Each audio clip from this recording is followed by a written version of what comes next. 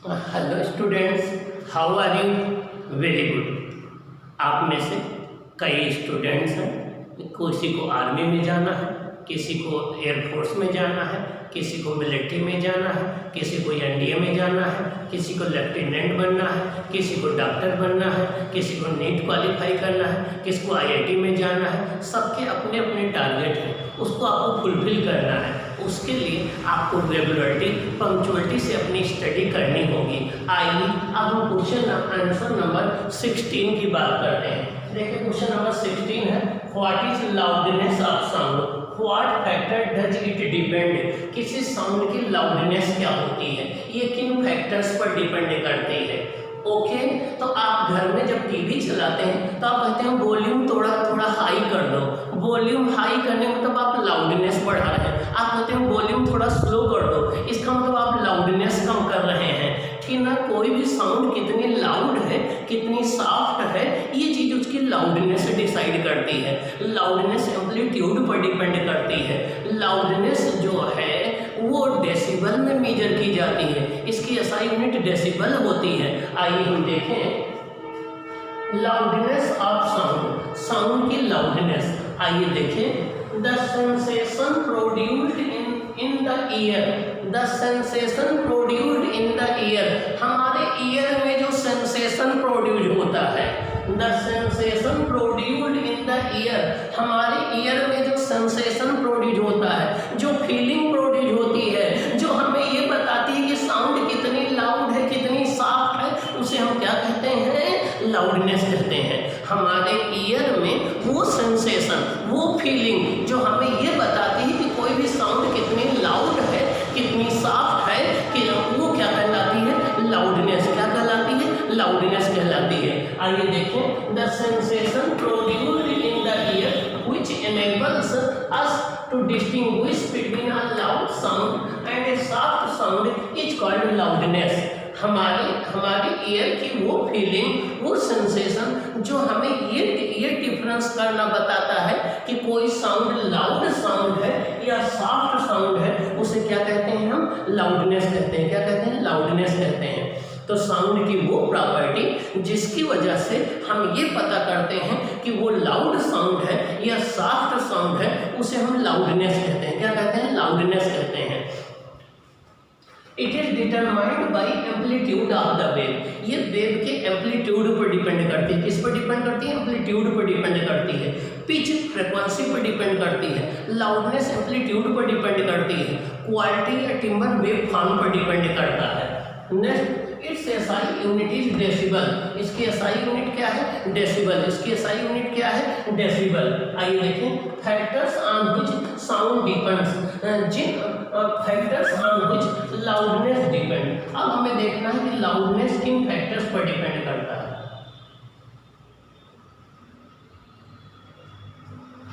Factors on which loudness depends, loudness किन factors पर depend करता है? Loudness of sound depends upon number 1 amplitude of the sound, वो sound के amplitude पर डिपेंड करता है। एम्पलीट्यूड ज़्यादा होगी तो लाउडनेस ज़्यादा होगी, एम्पलीट्यूड कम होगा तो लाउडनेस कम होगा। एम्पलीट्यूड के स्क्वायर पर डिपेंड करता है। Surface area of the sound source, जो साउंड सोर्स वाइब्रेट कर रहा है, अगर उसका सरफेस एरिया ज़्यादा होगा तो ज़्यादा साउंड निकलेगी तो लाउडनेस ज़्यादा होगी। अगर जो बॉडी वाइब्रेट कर रही है उसका सरफेस एरिया कम होगा तो कम साउंड निकलेगी तो लाउडनेस कम होगी। Distance of listener from the source of sound, listener जितनी ज़्यादा दूर पर होगा उसको लाउडनेस कम सुनाई पड़ेगी। लिसनर जितना नज़दीक होगा उसको साउंड उतनी लाउड सुनाई पड़ेगी। तो लाउडनेस इस बात पर भी डिपेंड करता है कि जो लिसनर है, जो साउंड को सुन रहा है, वो साउंड सोर्स से कितनी डिस्टेंस पर है, ज़्यादा डिस्टेंस पर है या कम डिस्टेंस पर है। अगला है आपका density of the medium, medium की डेंसिटी पर डिपेंड करता है। और intensity of the sound, sound की इंटेंसिटी पर डिपेंड करता है। इंटेंसिटी ज़्यादा होगी लाउडनेस ज़्यादा होगी, इंटेंसिटी कम होगी लाउडनेस कम होगी। और इंटेंसिटी क्या होती है? हमने बताया था, इसको आई से डिनोट करते हैं। हमने बताया था amount of energy per unit time per unit area of the surface is called intensity. जब भी साउंड वेव प्रोपोगेट करती है तो मीडियम में किसी भी पॉइंट पर कोई अगर हम प्लेन एरिया रख दें तो उसके पर यूनिट एरिया पर पर यूनिट टाइम में जितनी साउंड एनर्जी इंसिडेंट होती है वो क्या कहलाती है, इंटेंसिटी कहलाती है। क्या कहलाती है, इंटेंसिटी। इसकी एसआई यूनिट वाट पर मीटर स्क्वायर होती है। ओके, अब हम नेक्स्ट क्वेश्चन देखेंगे। नेक्स्ट है explain how birds use ultrasound waves to catch a prey. हमें बताना है कि बर्ड्स लोग अल्ट्रासाउंड वेव्स का यूज करके अपने प्रे को, अपने शिकार को कैसे पकड़ लेते हैं। हमें बताना है explain how birds use ultrasound waves to catch the prey. Birds लोग अपने प्रे शिकार को पकड़ने के लिए अल्ट्रासाउंड वेव्स का यूज कैसे करते हैं, ये हमें डिस्कस करना है। आइए देखते हैं इसका आंसर क्या होगा। ओके,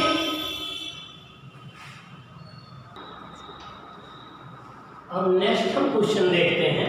नेक्स्ट क्वेश्चन हमारा है, नेक्स्ट क्वेश्चन का डिस्कशन हम लोग देखें। Explain how birds use ultrasound waves to catch a pray.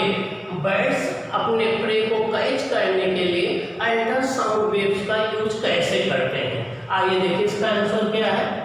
Catching of prey by birds. Birds के द्वारा अपने प्रे को कैच करना। बर्ड्स आप जानते ही हैं, ठीक ना। Birds search out prey and fly in the dark night. Birds जो होते हैं डार्क नाइट में फ्लाई करते रहते हैं, अपने प्रे को वो सर्च करते रहते हैं, ढूंढते रहते हैं। आइए देखें कैसे।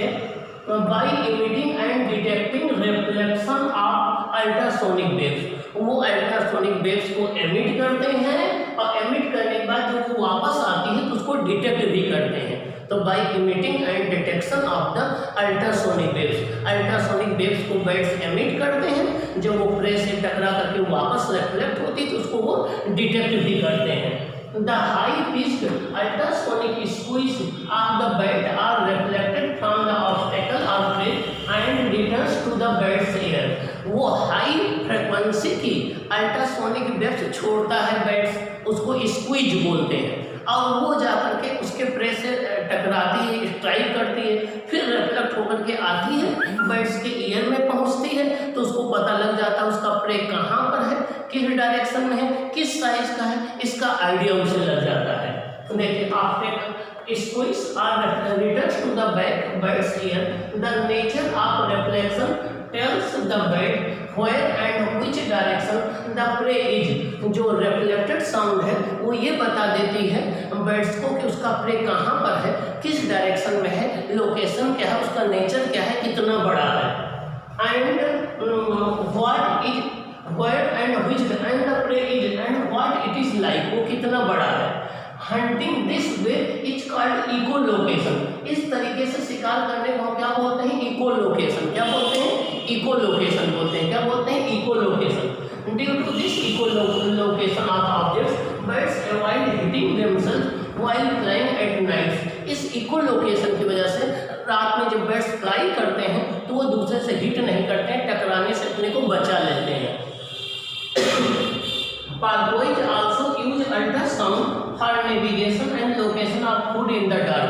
पार्वोइड जो एनिमल है वो भी रात में अपने फूड को, प्रे को ढूंढने के लिए अल्ट्रासोनिक स्क्वीज का ही यूज करता है। ओके, तो ये रहा। देखिए कितनी कमाल की बात है कि बर्ड्स जो है अल्ट्रासोनिक वेव्स को प्रोड्यूस करता है और उस अल्ट्रासाउंड की हेल्प से वो जो है आपका अपने प्रे को कैच कर लेता है। और हमने आपको बताया था कि वो वेव्स जिनकी फ्रिक्वेंसी 20,000 हर्ट्ज से ग्रेटर होती है, जिनकी एनर्जी वेरी हाई होती है, जिनको हम अपने ईयर के द्वारा नहीं सुन सकते हैं, उन्हें अल्ट्रासोनिक वेव्स कहते हैं या अल्ट्रासाउंड कहते हैं। इनके हमने ढेर सारे एप्लीकेशन भी आपको बताए हैं कि अल्ट्रासाउंड जब आप कराने जाते हो तो अल्ट्रासोनिक वेव्स का यूज करते हैं, ठीक ना।